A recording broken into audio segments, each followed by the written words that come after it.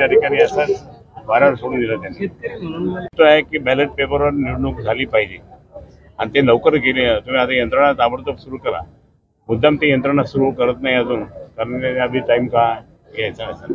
परंतु हे सगळं त्या ठिकाणी तुम्हाला सांगतो की सगळ्या म्हातारे होते. मला इथे 2 म्हाताऱ्यांनी सांगितलं वयस्कर वृद्धांनी, साहेब इतकं तुम्ही करणार फिरणार, पण जर समजा हे नाही झालं, ईव्हीएम मशीन बंद नाही झाली तर म्हणजे हे परत खोटे नाटे लोक वाढतील. तुम्ही बॅलेट पेपरवर द्या, आम्हाला समोर समजतं की कुठं शिक्का मारायचा काय मारायचं. आणि हे नागरिक म्हणतात, पण हे मोदीजी काही करणार. मला खूप काही बोलायचं होतं, पण ते कर्जमाफी लोकसभा निवडणुकीत सुद्धा ईव्हीएम हॅक झाले होते बऱ्याच ठिकाणी. तुम्हाला सांगू, मी उत्तर प्रदेशचा संपर्क प्रमुख नेता तिथला पण आहे. मी जवळपास 13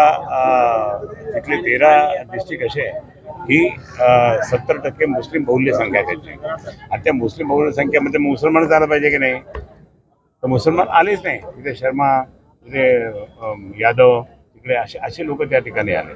म्हणजे तुम्ही कशाने कोणत्या पद्धतीने त्या ठिकाणी केलं हे दिल्लीच्या इमामाने सुद्धा सिद्ध केलेलं आहे. तेव्हा ये सब हमारे सब लोग MIM लोक पकड़ के सब कर रहे हैं, गलत आहे. आणि म्हणून त्यांना पण राग येतो. पण जर समजा आता मोदीजी आले, तुम्हाला सांगतो मोदीजी परत आले तर संपूर्ण देश कोलॅप्स होऊन जाईल. हिटलरशाही होणार. हिटलरशाही मतदानासंदर्भात पूर्व विदर्भात जेव्हा दौरा केला तर 2 महिन्यापूर्वी तिथे सगळीकडे सांगितलं. तर मला त्या ठिकाणी नागपूरलाच कळलं होतं असं.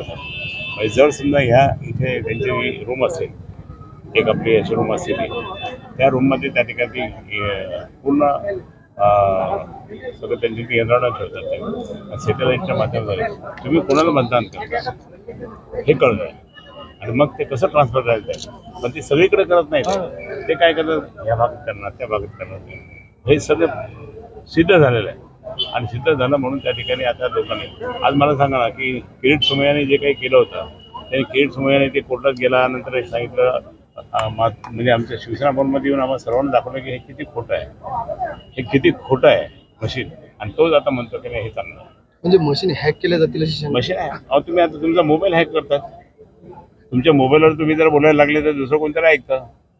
आणि हे पण सगळ्या गोष्टी येत आहे. आणि म्हणून आज सगळ्या जनतेने ठरवलेलं आहे की जर समजा यांचा विजय होईल तर ह्या खोट्या नाट्यामुळे होईल. म्हणून याने ही मशीन बंद झाली पाहिजे आणि बॅलेट पेपर आणले पाहिजे, हे सगळे लोक म्हणतात. आणि म्हणून बॅलेट पेपर असले पाहिजे हे सर्व पक्षांनी मान्य केलं. आता भारतीय जनता पार्टी सोडू, पण त्याचा विजय आहे, त्याच्यावर खोटा विजय आहे. म्हणून त्या ठिकाणी ते रद्द करतो. समितीच्या अध्यक्षपदी त्याला काय म्हणजे काहीतरी लोक करतात आणि करतात. आणि पक्षांना कशा काय त्याला काय केलं, त्याच्या अगेन्स्टमध्ये केसेस आहे सगळ्या केसेस असताना तो किती वेळेस पक्ष बदलला मला माहिती आहे ना. माझ्याकडे दिल्लीमध्ये अनेक वेळेस यायचं, सुप्रीम कोर्टला गेली माझ्याकडे यायचं तो जेवायला. आणि त्याच्यानंतर मग बाकी अजून मी इकडे महाराष्ट्र मंत्री होतो त्यावेळेसही माझ्याकडे यायचा. हे सगळं मी पाहिलं किती वेळेस कुठं किती बदल्या केल्या. आणि भारतीय जनता पार्टीला हे असेच लोक पाहिजे.